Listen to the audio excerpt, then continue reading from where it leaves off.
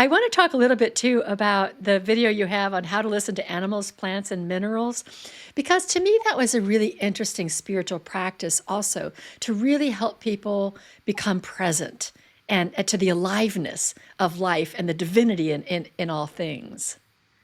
Yeah.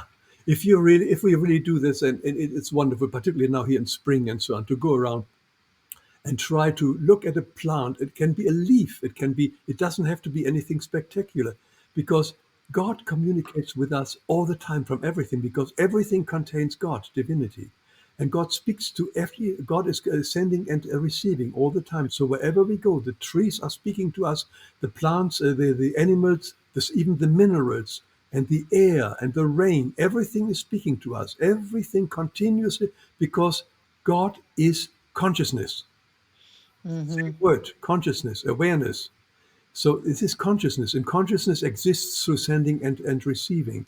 So when we understand that the bush there with the flowering bush is sending out God's vibration to us, listen to it. What does it want to say to us? Try to get our mind as quiet as possible and just open ourselves and look at it. Not look at it, behold it, Gabi says. Behold it, and we see it from our inner heart, with our heart. It's not an easy exercise, and I must say I've done many times when it just didn't work. But when it worked, wow! I was typical thing. I was going to a party of several people, and there's one or two people who I just didn't want to really be with, quite honestly. And I was going through the garden, and there were all these flowers, these yellow flowers, standing together in a bush. And I looked at them. All right, what do you want to tell me this morning? And they said, "Look at us. We are get together all very nicely. We don't reject each other. How about you? Can you do that too? Can you do this?" And I didn't make this up. I heard this basically speaking to me that way. And that changed the party, because I suddenly entered the party with a totally different kind of attitude. I had to laugh. It says, "This is the last thing I would expect a flower telling me."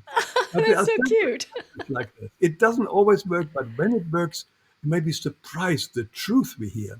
Because again, also it's all a mirror of ourselves, because we are basically reflecting something back to us, and they're sending something back to us which we have to understand at this very moment.